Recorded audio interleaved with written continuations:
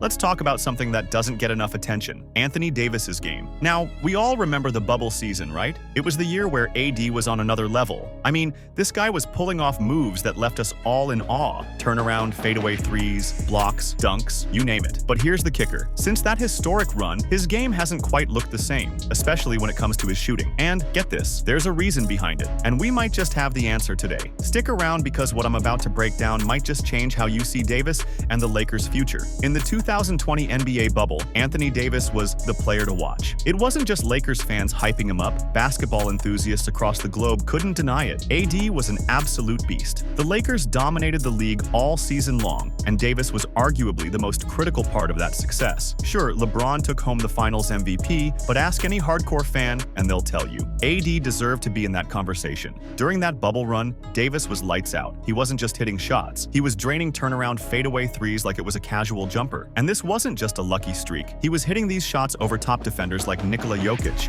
and making it look effortless. On both ends of the floor, AD was a nightmare for opponents. He averaged 30-plus points and was grabbing boards and swatting shots at an elite level. It's fair to say that during this stretch, the Lakers were hands down the best team in the NBA. But now, let's get into what really went down post-bubble. Here's where the conversation shifts. After that dominant bubble performance, we saw a significant decline in Davis's shooting, particularly from beyond the arc. In the bubble playoffs, AD shot a career-high 38.3% from three-point range. For a big man, that's pretty incredible. But fast forward to the seasons after the bubble, and it's like his shooting fell off a cliff. Let's break it down. In the 2020 to 2021 season, his three-point percentage dropped to 26%. The following season, it got even worse at 18.6%. After that, he shot 25.7%, and last season, 27.1%. These numbers are shocking, considering that just a couple of years earlier, he was draining nearly 40% of his threes during the playoffs. So, what happened? Why did Davis's shooting suddenly become a glaring issue? This is where things get interesting. Enter JJvsAD, a former NBA player known for his shooting and now an analyst. During an interview on the Zach Lowe podcast, JJvsAD hinted that he has a theory about Davis's shooting struggles, but isn't ready to share it publicly just yet. However, Redick's familiarity with Davis and his deep understanding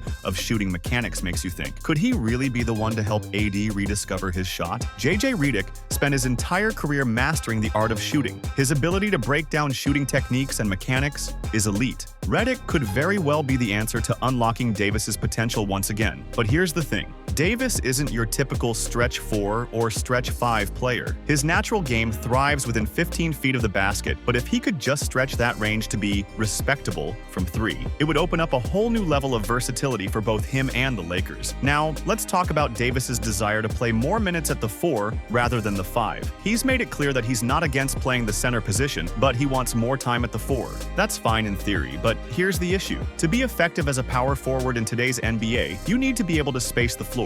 You have to knock down shots from beyond the arc to keep defenders honest. If AD can't hit shots beyond 15 feet consistently, defenses are just going to sag off him. They'll pack the paint, and that clogs up the lane for anyone else trying to drive to the basket, whether it's LeBron, Austin Reeves, or any of the Lakers' ball handlers. Without that shooting threat, playing Davis at the 4 becomes problematic. But let's not forget, when Davis was in his element during the bubble, he could hit from pretty much anywhere on the court. If Redick or anyone else can help him get even close to that form again, it could be a game changer. Let's get into the numbers. No one is expecting Anthony Davis to turn into a volume 3-point shooter like Stephen Curry or Klay Thompson. That's not his game, and it doesn't need to be. But as Redick has hinted, it's about finding balance. If Davis can shoot around 34% from 3, that would be perfect. It's not elite, but it's good enough that defenses have to respect it. He doesn't need to take 7 or 8 threes a game either. 3 or 4 well-timed attempts per game would be ideal. This is where the Lakers coaching staff comes into play. Darvin Ham, the head coach, has already talked about empowering Davis to shoot more. There was a point where he wanted Davis to shoot around 5 or 6 threes per game,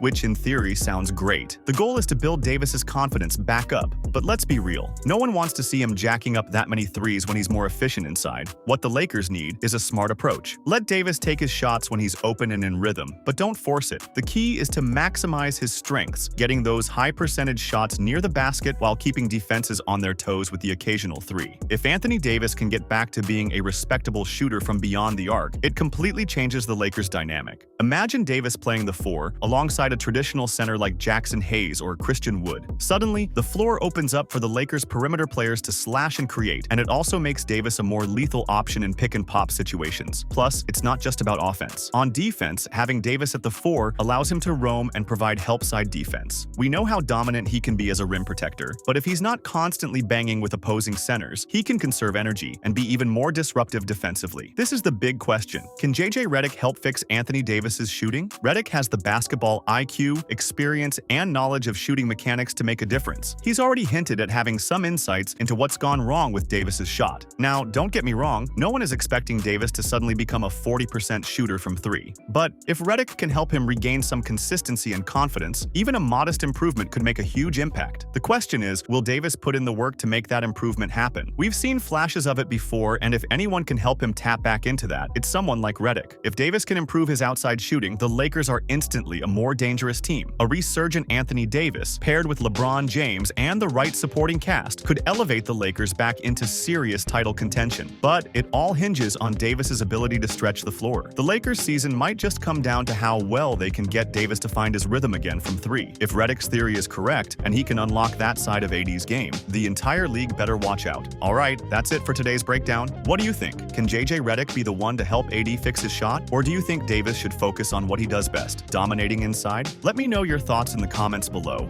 And don't forget to like and subscribe if you enjoyed this video. See you in the next one.